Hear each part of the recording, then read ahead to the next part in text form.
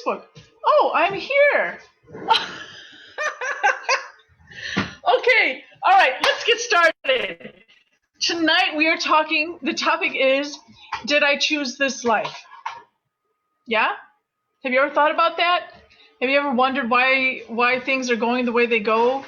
And like, what were you thinking, or who's in charge here, and why is this stuff happening?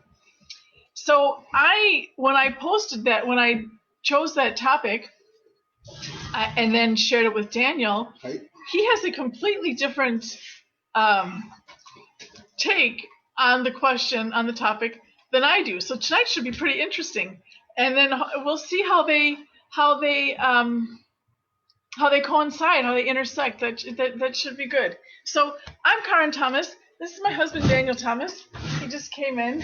Hello. And we're united in so many things, and we have so many similar understandings of all things physical, metaphysical, and spiritual, and yet in so many areas we're different. So we hope that you'll appreciate our different takes and approaches.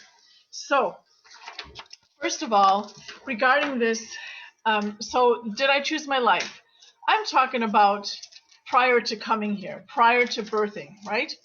Daniel's talking about the choices you make during this earthly life and how they play out in your existence here, right? So did you choose? Did the choices that you made in the past affect, where you are today? That's his take. My take is, or my angle is, that you chose this before you came here. Now, I didn't always think that. But having worked with hundreds of people, doing the healing work, metaphysical healing work, and as a medical intuitive, and just searching and finding ways to heal traumas and things, and finding traumas that were like from another place. I'd look and I'd be like, this is affecting you, but it's not from here. It's from someplace else. And there was I have so many stories I want to share with you, of experiences or examples of that, including this guy. I'm going to use him. He said I could. So I do want to start with something, though, to kind of calm the sea.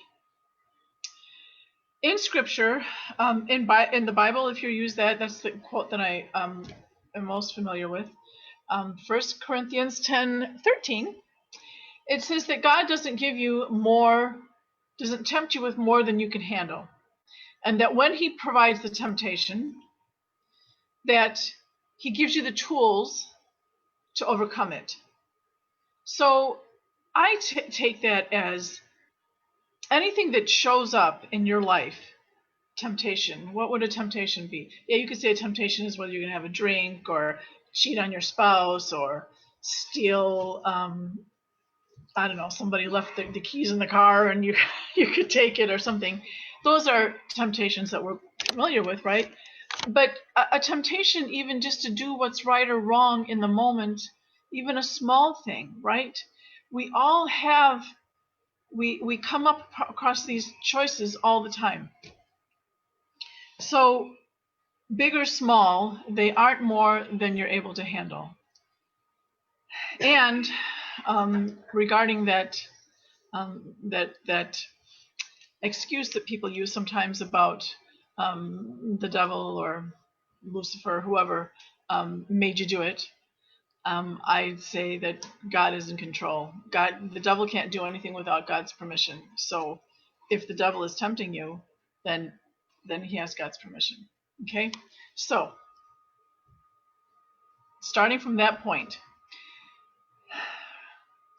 if we recognize that we are all part of something, we are all part of the universe. If you think of an organism that we're familiar with, maybe your own body, it's made up of trillions of cells, right? And you could say the universe is made up of trillions, or infinite planets, infinite galaxies, infinite beings, yeah? but we are all part of one organism. Okay, so everything that we do is all connected to each other. So again, you're not going to be handled something that you can't, you're not going to be giving something that you can't handle. And you are part of something greater than yourself. We all are. Okay? So from that place, you are coming here and having this earthly experience for a reason. It's not just haphazard. You just didn't like plop here out of the universe just cause, right? I mean, maybe you think you did, and that's okay. But I've seen it as, and again, this is because I've come across this so many times, where somebody, a client that I was working with and a dear friend, a wonderful person, she, so many things in her life were difficult. And finally one time she was like, Karen, would you please just look and see what that's about? So I did. And I saw that in her eternal life, she is kind of like a candy striper, but like a candy striper, on steroids, not just giving out candy. I mean, she goes around and helps people that are hurting, and makes them feel better, helps them in her own way. And again, everything here is reflective of something bigger and more magnificent there. So she came here to Earth to have an experience with all these traumas, to build up her understanding of compassion and pain in others, so that when she went back home, she would do her job better. Another young man that I had worked on for years, and again, one day his mother was like, what is going on? Why is all this? So, we looked. And this young man has, he's on the autistic spectrum, he's OCD, he had, just like all these labels, and again, they're just labels, and struggled with so much of his life. He was born to an alcoholic mother, so he had that, from day one, he had trouble. And somewhere along the line, a vaccine, knocked him out, and so he all these traumas and traumas and traumas, struggles and struggles and struggles. And I looked at him, and what I see was this beautiful, magnificent young man. He reminded me, the best comparison I can give you is Legolas. Is it Legolas? I forget his name now. From the Hobbit, from the Lord of the Rings. Orlando Bloom played him. Remember, he had long blonde hair, and he was a not a dwarf. He was a elf. He was an elf, a warrior elf. He had his bow and arrow, and he never missed. And he was just a great, courageous warrior. But yet he had a heart of gold, and he was pure, and he always did the right thing. And this young man was like that. So in his eternal life, he's this magnificent creature, and yet here you would see him, and society would be like, oh, he's, what can he contribute? But he had chosen this experience to raise up the understanding of all these situations, autism and OCD and all these things, to mitigate the pain of others that were having these issues, that he would take it on himself, and at the same time be lifting up the understanding and society's perception and growth on that issue. What? So what a magnificent sacrifice. Again, he chose that. He chose to do that. This one, if you knew his life story, it would make you weep. It would make you weep. And a few months, no, it was in October, we were at a sacred space, and we had to do some healing work on him. So we did. There were a few of us. We worked with him, And then, and during that piece, I saw the most beautiful, beautiful image. His parents, who are both Native American, like they were there supporting him in that healing work, but they didn't look at him. And so I explored that. Why are they not looking at him? And I saw because they were out of respect for his high spiritual status. Status isn't the right word. And the sacrifice that he was making being here, that they out of respect they didn't look at him. And so I am like, wow, that's so beautiful. And then it turned out that all the traumas, the things I said, this, if it would make you weep, all the things, the traumas that had been in his life were to put him in an emotional state similar to what happened to his ancestors here in the Americas. And I've worked with Native folks, mostly women, and the traumas that they carry are so deep. I hadn't come. I've worked with all kinds of people, right? But that trauma is so heavy. Maybe because it's more recent. I mean, I'm not saying that people around the globe haven't had similar traumas, but it's older.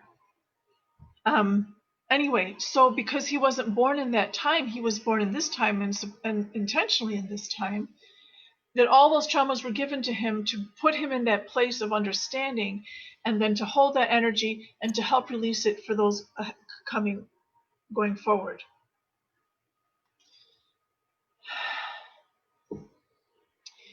A dear friend of ours, granddaughter, at 14 years old, committed suicide. Talk about trauma. And imagine how the family felt. And so I talked to her. I visited with her. And oh, she was just a little devil too. She was teasing her grandma. She just apparently said that she did that when she was here too. It was very cute. So we wanted to know, the family wanted to know about, about having being pushed so far, that she did that act. And she shared that in her life here on earth, she only ever was going to be here until that age. She was only going to be here till age 14, and forgive me if I have the wrong age, but I'm pretty sure it's 14. That she was only going to be here till 14, okay? So she chose to make her means of passing on worthwhile. She wanted it to mean something. So she didn't want to get hit by a bus or fall down the stairs or have an illness. She chose to commit suicide because of having been bullied.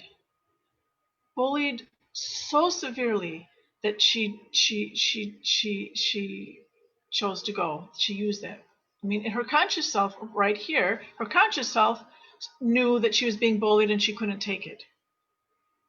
But her spiritual self, her plan before she came here, had chosen that path so that her leaving would have an impact, and it has. Her parents are very involved with this issue. Her grandparents, so it has brought more awareness to this issue of bullying, right? We've all known in the news and everything, and probably know people ourselves that has happened to. Change policy in schools. Yeah. Yes. Yeah. My sister was bullied so horribly, and I didn't know until later. I mean, but that was, we're in our 50s. So it's been going on a long time. And talk about traumatized. She was really traumatized by it. I see that there are chats. Forgive me. I want to see if I can figure out how to see those. Oh, okay. All right. Thank you. Yes. You're welcome. All right. And then I have to look here. Sorry, linear. I think we need to change our perception of time from linear. Yeah, I have never, yeah, your people haven't. Yes.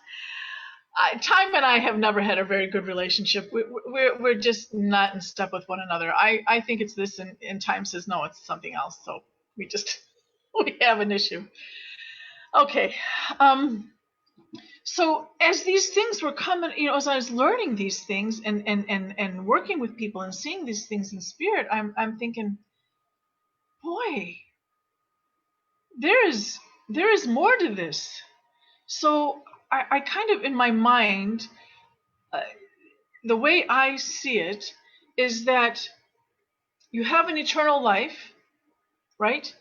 And you choose a lot, just like your life here. You have your life, you beginning to end, and you go to school, you have a job, you get married, you go on vacation, you do different things, you take classes, um, you have hobbies, you learn things, you don't learn things, you just socialize, whatever. And so for various reasons, you go different places, maybe to visit your parents, maybe to go to Tahiti because it's so beautiful, whatever. On your eternal life, you do the same thing. If you want to sit on a cloud for eternity, have at it. But to me, this process of life being one experience after another of perpetual growth is much more exciting. So you're thinking, you're sitting on your heavenly couch, and you're going, I'm really having an issue with joy. I would love to have more joy in my life. So what could I do? So you come up with kind of a plan of how you think you can address this issue, and then you go to your mates, your team, and you kind of go, this is what I'm thinking. I'm thinking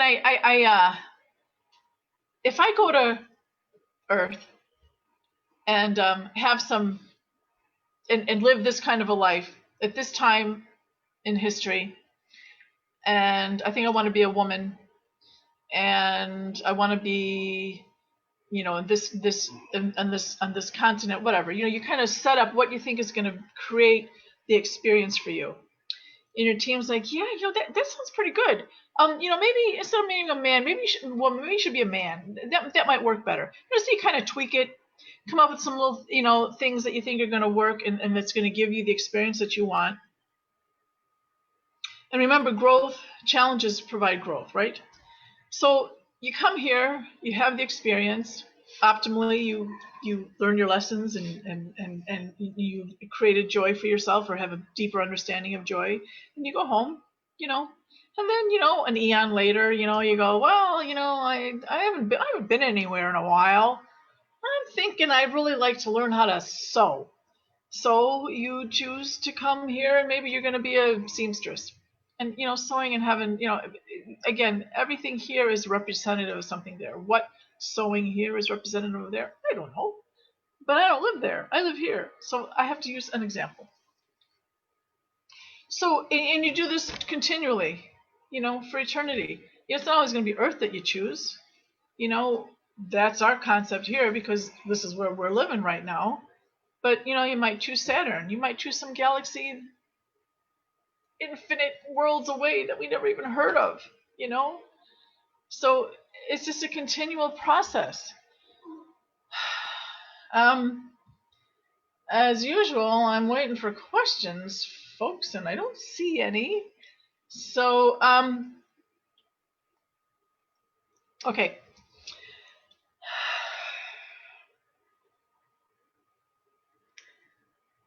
I want to share another story. A young lady, a young woman. I've worked with her family. I cleared their house of ghosts. I worked with pretty much all the kids. And anyways, they moved away, and then the mom called, and the young woman something had happened to her. Would I work with her? So yeah, of course. So we did a phone session because, as I said, she'd moved away. She had been raped, and just couldn't find her way out of the mess. She couldn't find her way forward. And why did this happen, right? So I looked and I'm like, your higher self set this up for you. This was intentional. This was for your growth. And that was a hard pill for her to swallow. Really difficult. So we did whatever we did on the session. And then she ended up going to some healing center, I think out west someplace or something. And if I remember, it was 7 or 9 different practitioners that she worked with on that. I don't know how long she was gone. And they all told her the same thing, that she had set this up for herself. And you think, why would I do that? But it puts you in an intense place, and it's an intense experience. You either sink or swim, right? And remember, you are not going to be challenged with anything that you cannot handle. And all of us are ever desirous of going towards the light and finding ways of growth and development. So if you chose to be someone, think of all the traumas, persecutions, and pogroms, and genocides, all those horrible things. You think, well, who would choose that? Well, one, you get out of here quick. But that's kind of flippant. The important thing is those experiences, those acts, those of us in the future look back on, create a learning platform for us, for the rest of the world, right? So society, so not only are we as individuals developing, remember we're all part of the same organism, we as individuals are developing, but society and the organism as a whole, Earth is an organism, the universe is an organism, everything is constantly working towards growth.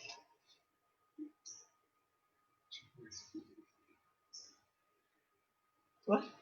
Separate the choice spiritually, that she made it in before she came through the birth canal. Yes. And she's not at fault in the physical world.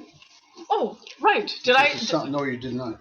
Did I say that? I am so sorry. No, I didn't say that. I'm sorry. If it came that she like asked for it or something, no, that isn't what I meant. Not at all. You know, in her conscious earthly experience, she didn't go out looking for it because she didn't even know it was going to happen, right? I mean, not consciously. This is something her spiritual self set up. Mm-hmm. You know.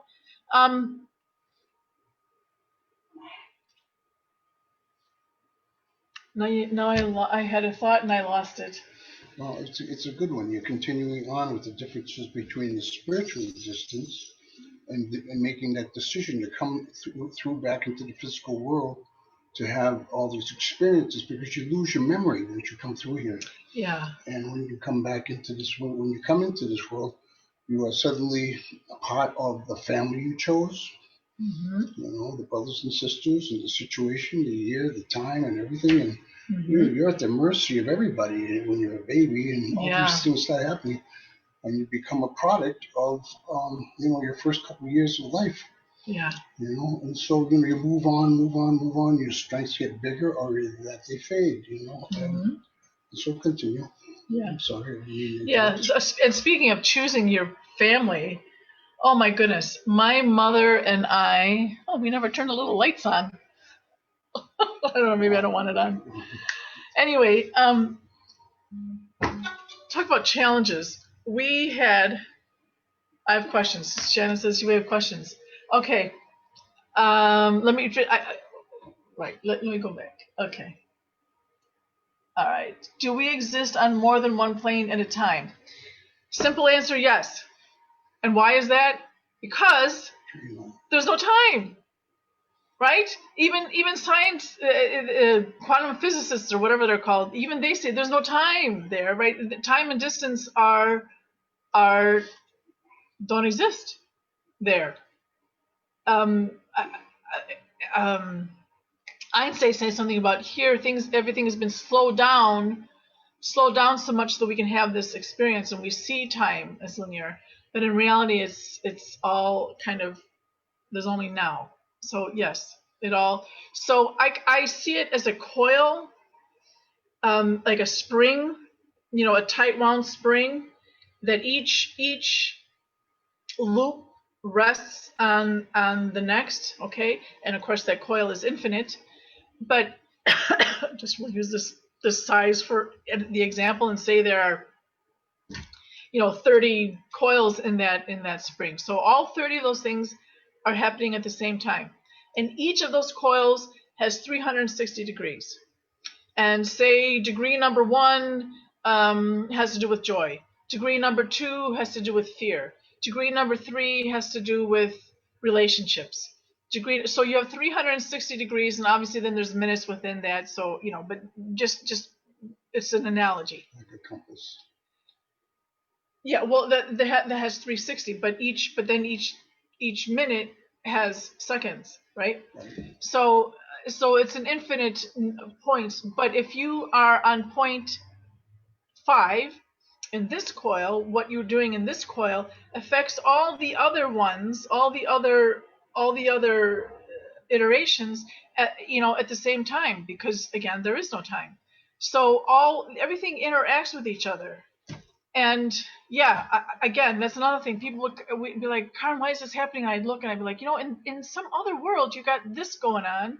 So if we address this here, it will help you there, and then everything will all balance out. Okay. So, do we exist on more than one? Okay. Do you think everyone that chooses their life stays on track? Heck no. That's part of the growth.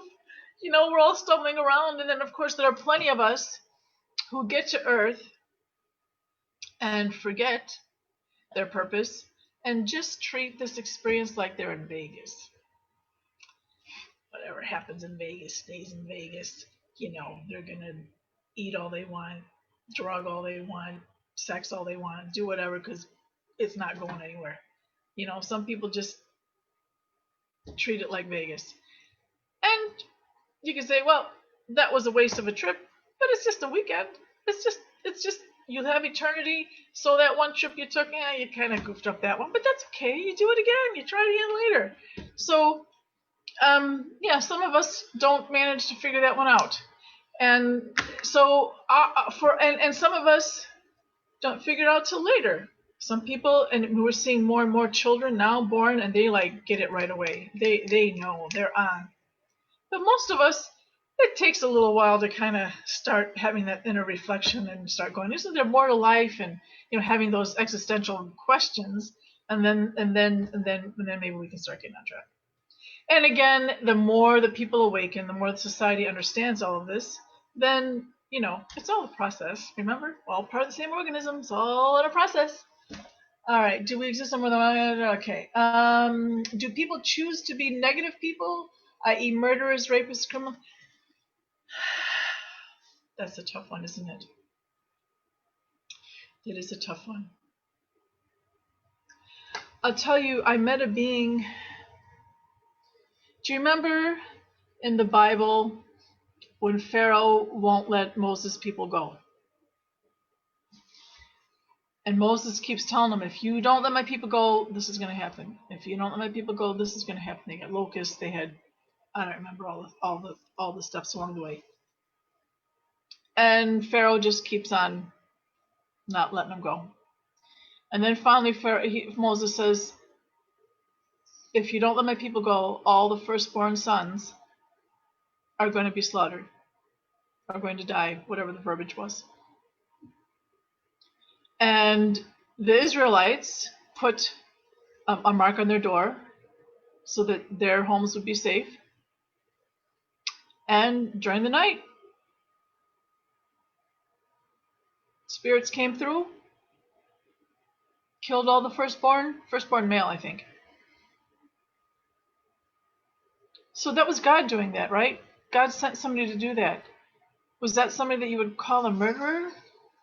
You know, that's somebody doing, you're doing it in a high place. That takes a very high spiritual being to take on that energy to slaughter. But remember, where did those babies go? Or the firstborn? Maybe they weren't all babies. I don't know what the top age limit was. They went back home.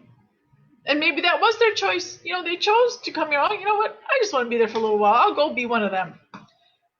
So, choosing to be a murderer, there are instances where somebody chooses to do some of these for the betterment of the organism, right? For the growth going forward.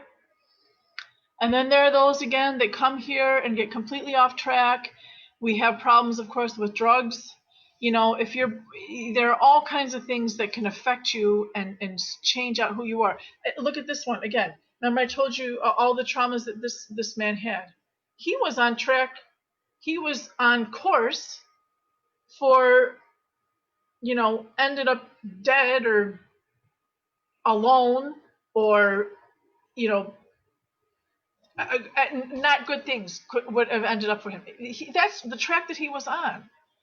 And it could have gone that way. And then again, he would have gone home and been, you know, back to spirit and been like, oh, well, you know, I'll try that one again. But he didn't. He switched around. He managed to wake up and switch his life in understanding. So, you know, maybe, so you could be that you chose, or that it was just, you know, you goofed up. Sometimes I believe that, you know, people like when they're in their early years are subjected to abuse, sexual abuse, degrading. You know, people put them down, make them feel less than, and then they see the silver lining behind something like crime or something like that, and so forth. And as time goes on, you know, we're all innately with an understanding that we're here for a purpose. We're here for a purpose. We know that. But somehow or another, layers and layers and layers of neglect and denial continue on with that, and they feel as if this is what they're good at. This is what they want to be. There's glory involved. There's recognition. There's all sorts of different things involved in being a bad person. So that would be a choice. That would be a choice of being that way, you know. And in the long run, you know, in the last days of their lives, you hear a lot of people say, you know, that happened to me when I was young, and I continued on. And somewhere along in my life, I knew I was doing the wrong thing, and you know, and yet I continued on with it. But there's the choice. There's a fork in the road, you know. So, and then being responsible and taking the consequences for your actions. You know, that's how life is. You know, because it's how it is. You know, and as you take on the consequences and you take on the responsibilities, you become a higher being. You know, you start relying on the Creator for that help. You know, to solve these problems and situations.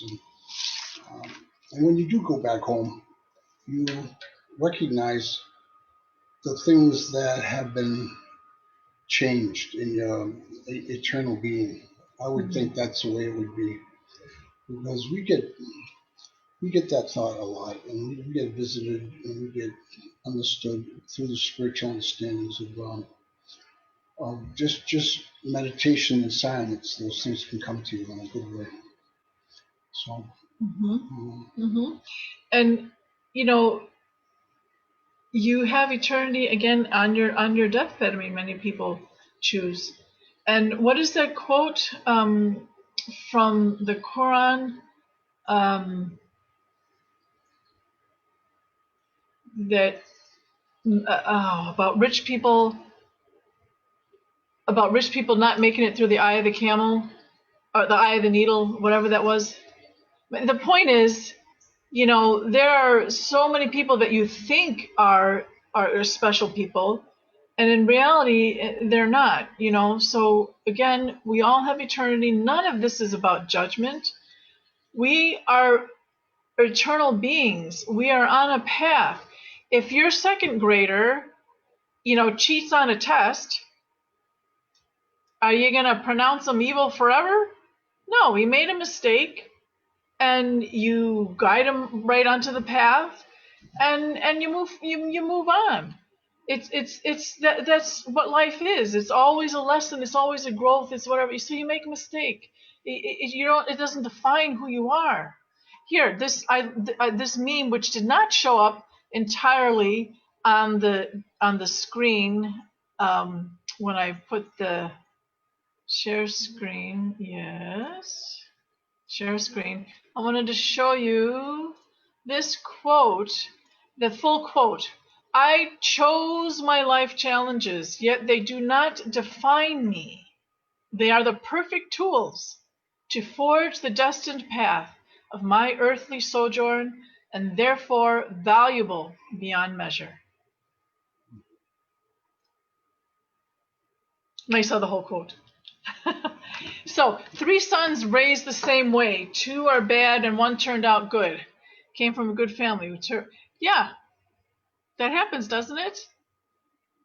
It's all our choice, and it's all our vibration. It's all our understanding, and the choice that you have a choice before you come, right? You kind of planned your trip, right? You planned your trip, and you thought, on Saturday I'm going to go do this, and Saturday evening I'm going to go do that, and you planned your trip, but sometimes it doesn't work out the way you planned.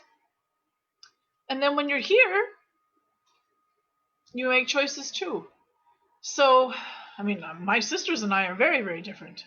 Very different. We're all it's my path. It's my path. My mother, oh my goodness, we had so many problems. I just was always like, oh my God, my mother, why on earth did I pick that woman? But now I am so grateful. My mother was the perfect choice. I did a really good job in choosing my mom because I learned so much from her. So much of who I have been able to, who I am, who I've grown to be, and my understandings are because of my mother. So all those challenges that I had before, those were really essential for me. If I had chosen a different mother, then it would have been different, But I made a good choice. Okay. All right. Wealth cannot be measured in coin. When he says, "I love that quote." Okay. Okay. What is this? I see another quote here, but I can't for some reason get. Oh, there's a file. I don't know how to. I'll look at that. Okay. Love that quote. Thank you. Thank you. I came up with that one. I shouldn't say. I should say we. The universe, because the concourse is always with us, giving us ideas. A wealth cannot be measured in coin. No. As a matter. Oh, which reminds me, we're going to do a talk soon on raising children. That will come up. So join us for that one. Okay. Yes. Greetings, lovely Wendy. All right. So what I'm trying to get across in a very long way, roundabout way, is to not despair. Why is my battery running while I have it plugged in? Could you check that?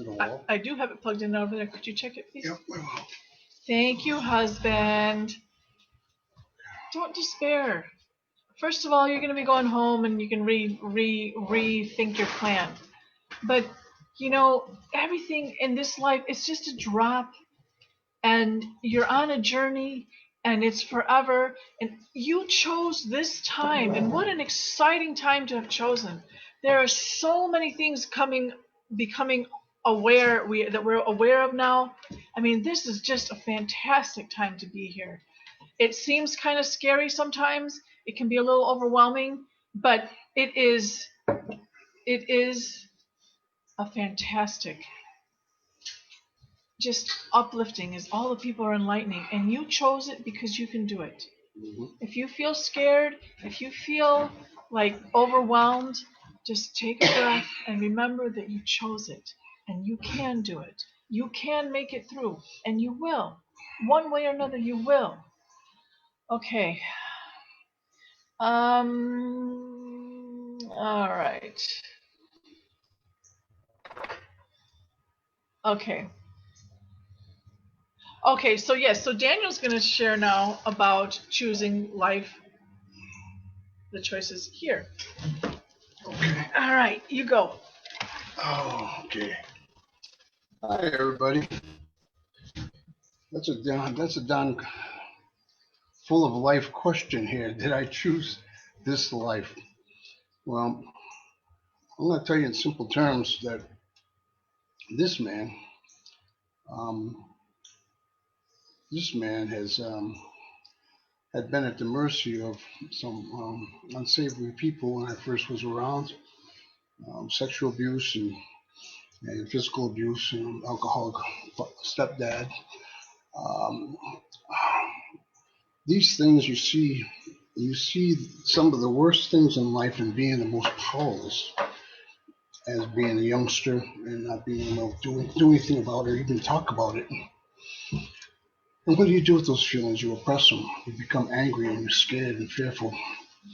And as time goes on, something happened with inside me that I started recognizing that I wasn't the same as everybody. My whole family is. I'm the native man in my family, a native person in my family. The rest of my brothers are half native and half Irish. Beautiful people. My brothers were all fantastic. They grew up to be quite good men. And I'm really proud of them. I'm proud of myself also. And the situation that was going on was um, was for me to absorb some of these emotional inabilities and this fear and to change them over into something positive. But I didn't do it all myself. There was a time in my life in the third grade when I went to school and just sat in my seat and I forgot how to read and I forgot how to count. And I was so traumatized that I was helped by a couple of teachers that saw that there was something going on. I would go to school and sometimes forget where I was going, and they helped me out. They retaught me how to read. They retaught me to think again, and they broke that traumatic situation of what was going on with me. And to this day, I relive those moments, and I've asked for those moments back through therapy, rapid eye movement therapy, which I wasn't ready to do until I was in my 40s. But prior to that, I had to continue on with life. I kept growing up, and I had more responsibilities of taking care of my five brothers. My mother worked. My dad was a gambler and an alcoholic, um, and my mom went through a lot of heck, and I watched her get beaten up, and a lot of different things happened to her. And she finally said she had enough, and she sent him to jail. And when he came back, he um, he became a different man. And I'm going to tell you, people, right from this point, sometimes it takes that. He had his own life, and he was full of different things that happened to him and traumatic things in World War II. And when he came back, his perception of what a man was all mixed up. And once he put his mind to and his heart to in his love to my mother, and seeing how dynamic the things that he had made a family was sitting there waiting for him all this time to become something or go away. And he chose to stay, and he became the perfect man that I model my life after him today. I love him so dearly, but I hated him at one time. I hated him so badly. It took time for me to understand the understanding and the good thing about forgiveness. The forgiving part, like I was raped and I was taken down, but I forgave that person. I forgave that person. Why? Not so much for him, but for me, for my own personal growth, for my own understanding that I am a good person, that I always was a good person, that I will continue to be a good person, no matter what happens to me under any what situation. I will always try to make the better choice. But that wasn't so in my early life. I started getting into high school and junior high school, and I became very good at drafting. And my world became this big dream of becoming this architect. And I applied to Wentworth Institute in Boston, and I was going with this girl for a long time, and we got married, and then we had a child. Not before we got married, but after we got married. Um, and that world suddenly became all about supporting a family. And I became a high vac technician, air conditioning, heating, air conditioning, and ventilation technician. And that went on pretty well. But then in my 30s, I made a choice to to start building. I started getting into the laborers union, and I became a laborer for 20 years, a pretty good one. And then years after that, I come here at 43, and my body was taking a beating, and I made another choice. I made a choice to become an engineer, and I became an engineer, and I started building those buildings, with heavy equipment, cranes and forklifts and infrastructure, roads and bridges, and and in turn, when I was done with that, which I am, um, there was this situation that came up on the reservation here where um, they needed some people to be um, involved in helping people come away from addiction. So Karen and I became um, recovery coaches. And then something came through that said that they needed help in the courts for foster children and placing children where they need to go instead of them going into getting lost in the system. And I became a guardian ad litem, a court officer. And then something else came up, and I was asked to become and to apply to become a commissioner here at the tribe, and I am now a personnel commissioner, one of the personnel commissioners here in the Oneida Tribe. So all these things happened to me as a result of making a lot of bad choices and rectifying them, and taking the consequences for those things and seeing the differences. It just seems to me that somewhere along the line somebody told me that hurt people. You know, and I realized that I was a hurt person, although I didn't want to recognize it because it almost showed a thing of weakness. I didn't want to show weakness, but that side of me was fading because I had already seen a greater part of what a man could be when he admitted or surrendered to his weaknesses, you know, and took on the responsibility of making change. And it so impressed me that this wicked person that I knew um, could pick up and turn around and say, okay, I did this, spend 8 years in jail and come out and say, I'm done with that and now I'm moving on and going to school and getting a degree, and doing good things for the environment and continues to do things like that. Um, and in a grassroots situation, he always told me, he says, I never want to be somebody with a lot of money because that would corrupt me again. I just don't want to go there. But and I understood that whole principle of what was going on here.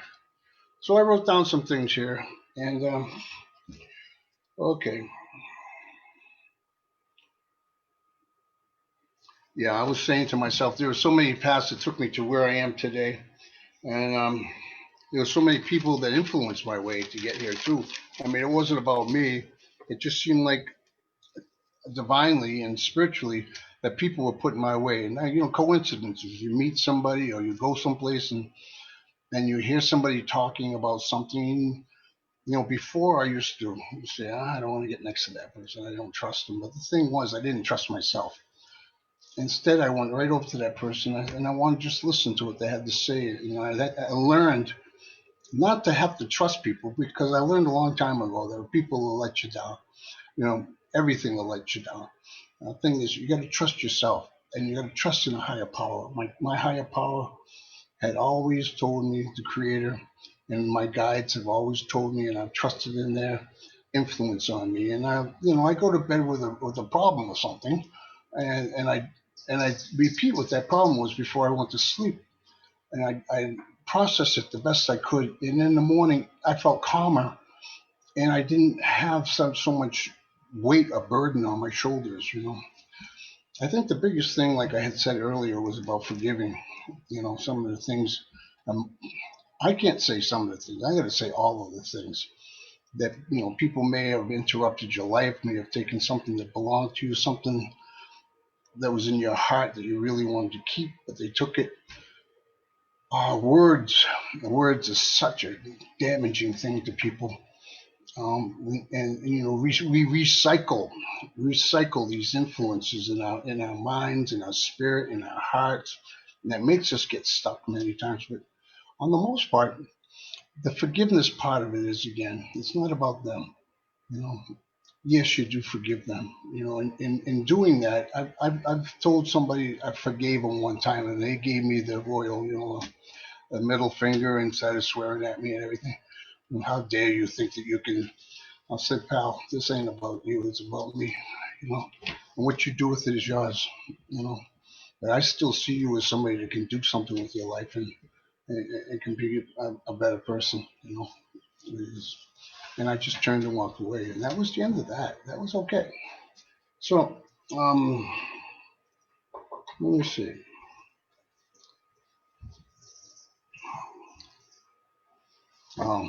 I think the last part is what I want to say about making the choice. Did I make the choice for me? Did I choose this life? Well, I completely go along with Karen about making those choices in the spirit world, because many of us in the spirit world had gone on and had been taken somehow or another from a situation where there was this immaturity or this blank spot or things that were missing that could prevent us from getting to that higher place called love, the highest vibration. And we all strive for that. I mean, on this earth, this is what we're here for, to be of use and to have a purpose. And maybe that is the purpose that we all need to look at as a simple situation of love is what we're looking for. Love is the path.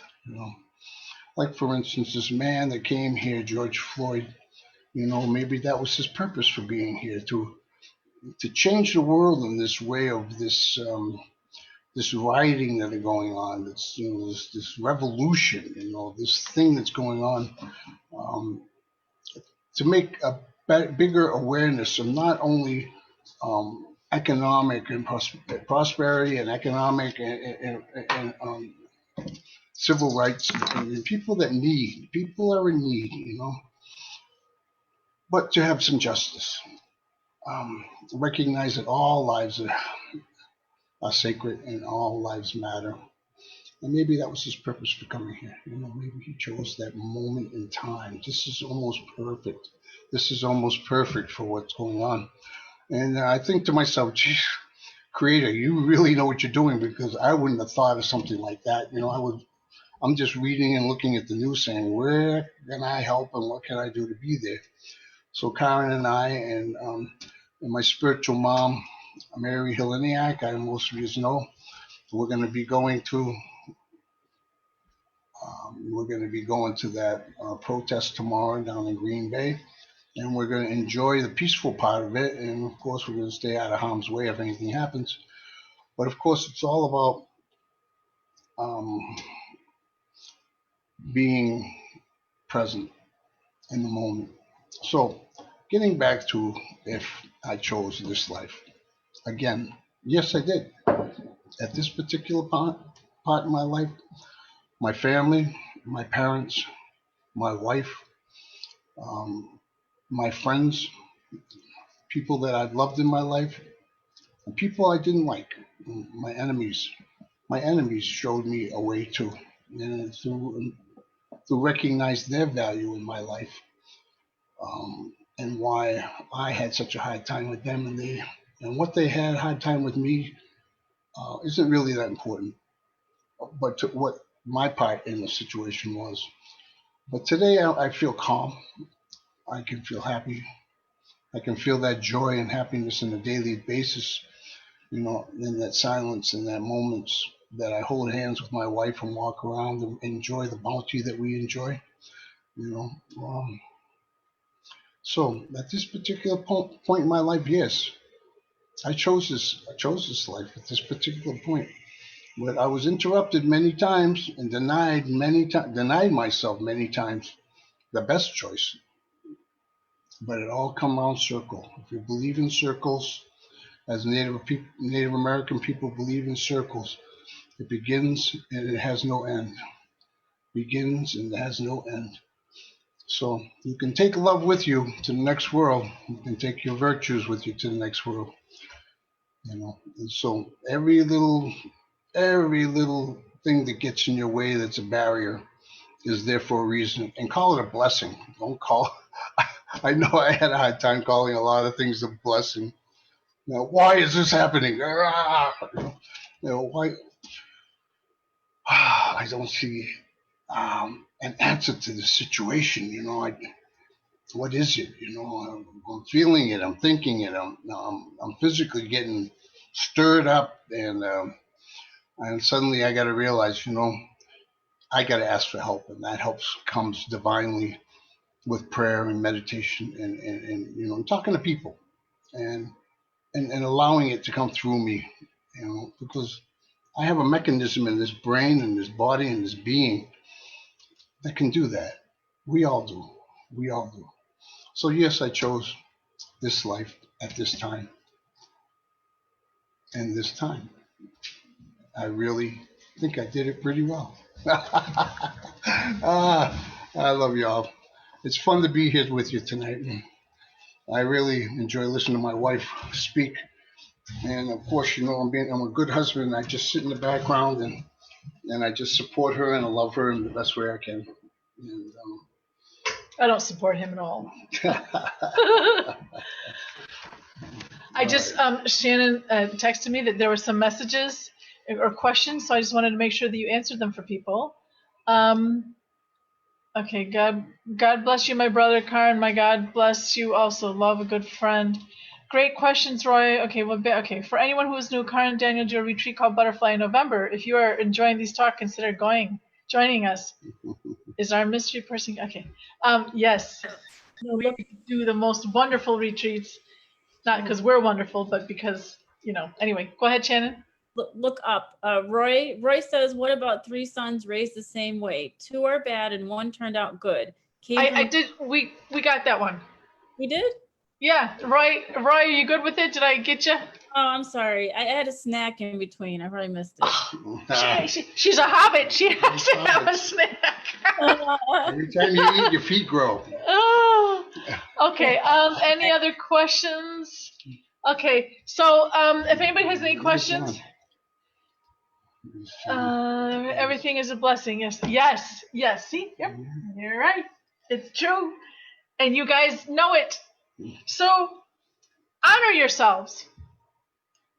When you're stumbling and you're struggling, take a deep breath and go, okay, I got this. I know that there's a lesson for me, and I chose this perfectly, and I can grow from this. Honor yourself. Respect yourself. You can do it. And again, however it pans out, it's a drop in the bucket of eternity. You have always to fix it. And maybe you being, I remember that story years ago of a drunk, a homeless drunk sitting on a corner in New York City or something. He'd always be in the same place.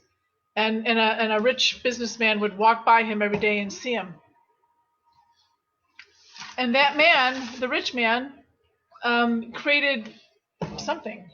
I forget what it was, but something that helped a lot of people because he saw this homeless man on the corner every day. So you could say, well, was that guy a failure? The drunk on the corner, was he a failure? Or was his experience a way to catapult someone to do something for society and again promote the advancement of our civilization? which is part of the universe. Everything is all intertwined and all connected, and we are all moving forward. It seems like it's taken a long time because we're looking at it with an earthly calendar. But when you're talking about eternity, there is no time. So it doesn't matter. I mean, I get annoyed sometimes because I'm like, goodness, what year is this? And we still haven't got the 10 Commandments down? You know, but it's progress. It's always moving forward. So we can't look at time. We can't say we can't get attached to outcome. We have to just be involved in the process. It's a process. It's a process. It's a process going forward. Okay. Yeah, we're going to do a talk on that someday too. Process versus product. All right. Ready for healing? Any questions? Otherwise, we'll do that. Kiss. Which kiss? Right here. I'll see you in a while. Okay. All right. Talk about. Oh yes. Yeah. Okay. Well, while we're waiting for any questions. Oh, I can turn this way since he's not here. Uh-oh. What did I do? Okay. I hit a button, Daniel. It is catchy. It's a catchy flaw. So Daniel and I are both we're both healers in our own way. We both do a lot of work with trauma and helping people not make the trauma go away, because your experience is your experience, but be able to move forward with it. We have very different methods, but that is what we do. We also have retreats, workshops, we give classes, various things. So if you're interested in us, give us a jingle. All right. Again, I am not. Okay, I guess we will start with the healing. So those of you, this is your first time, and I'm hoping I didn't miss anything again. If I did, holler again. This is a little odd having two screens at the same time, but it's kind of fun too. So anyway, healing. We're all connected, right? We're all part of this divine organism that goes on forever, and everything is intertwined with each other. So accessing that, accessing source, is a very is powerful energy. Essentially, in a word, it's love. Everything is love. Varying degrees of love, but healing energy is love. Everything is always looking for love. I remember I was in a class years ago, and the lecturer, his name is John Hatcher, and he said that rapists, murderers, people doing horrible things, that essentially what they were doing was looking for love, because everything is love, and they're looking for love. And that just really rocked my world. But if you think about it, it's so true. I mean, clearly they're not going about it very well. But it is who we are. It is the very vibration that we come from, and where we're going and what we're seeking. And so if we have a twisted understanding of things because of, there could be an imbalance in our brains, nutritional deficiencies cause things, disease cause things, drugs and alcohol. Well, alcohol is a drug, but drugs cause things to go off. So you're not, thinking properly, we'll say. But you're still looking for love, whatever you do. You go for a candy bar, you're looking for love. I was in a very unhappy marriage. He was a good person, but it just wasn't a good marriage. And I cheated on him every single day with a Milky Way midnight, because I was looking for love. So that candy bar was how I got love. It is love. I felt, you had that experience for that moment. So I am going to call on Source. I'm going to start with a prayer. I'm going to call on Source, and energy will be flowing out to you. Yes, you in your home. Yes, you watching live, and yes, you watching the recording later. We have old recordings on YouTube. Years later, people watch them, and you can still access that healing. Because again, there's no time. There's no time and distance. So it's not like it was yesterday. It's there. It's always there. Okay? So where you are, be comfortable, be safe, preferably sitting down in a chair that if you feel like flopping over, that you can, in a couch or something that you can be comfortable. Optimally, you won't be interrupted. So maybe holler out right now, hey, don't bother me. I'm going to be doing something cool. Have them come in. I know I have people used to on the sometimes people call or comment in that their pets would always come during this time and sit with them. So whatever. All right. Where's the healing going to go? Wherever source thinks it's best. So your body has innate wisdom. It will know where to send it. And the universe has wisdom. So you can spend some time thinking about where you want it to go, or you can trust source and let it do its thing. Okay? All right. I see no questions, so here we go.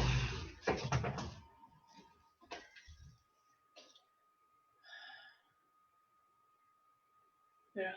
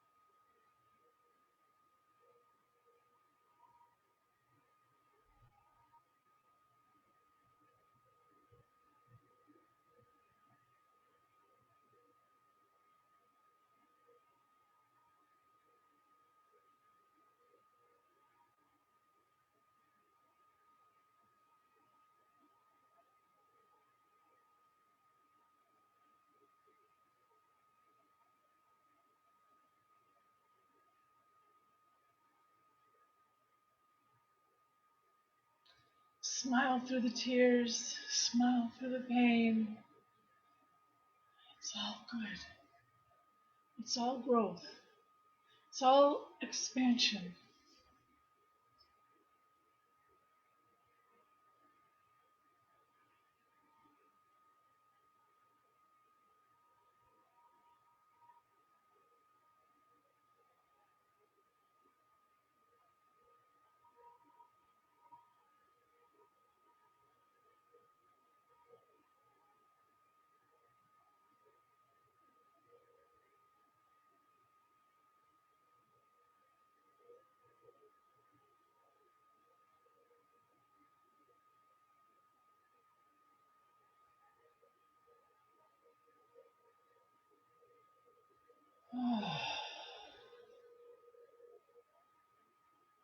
Fill your lungs all the way to the diaphragm.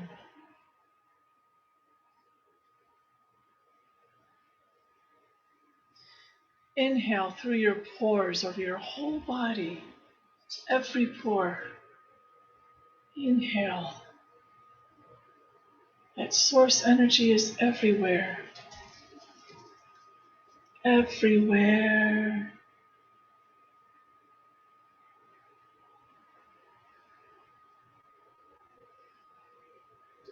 Okay. All righty. All right. Any other questions, comments? Otherwise, we're going to call it a night. Thank you so much for joining us. Mm-hmm. We really appreciate your time. Yes. And enjoy the full moon tonight. Yes. Take a good look at her. She's beautiful. And feel it. And feel it. That energy comes. Oh, it's beautiful. Remember, it's a reflection, but when it's the full stream of it now, makes a big difference. Beautiful. Okay. So, okay. This is it. Until next week. Oh no, Sunday. I forgot about Sunday. Divine Connection, Soul Connection on Sunday. The information is in the emails. It is on the Facebook page. If you can't find it or you don't know how to get there, message us, and we'll get you the info. 3:30 on Sunday. That's going to be private though, because once we get started, I'll close the door because it's going to be deep work. All right, be there. Take care.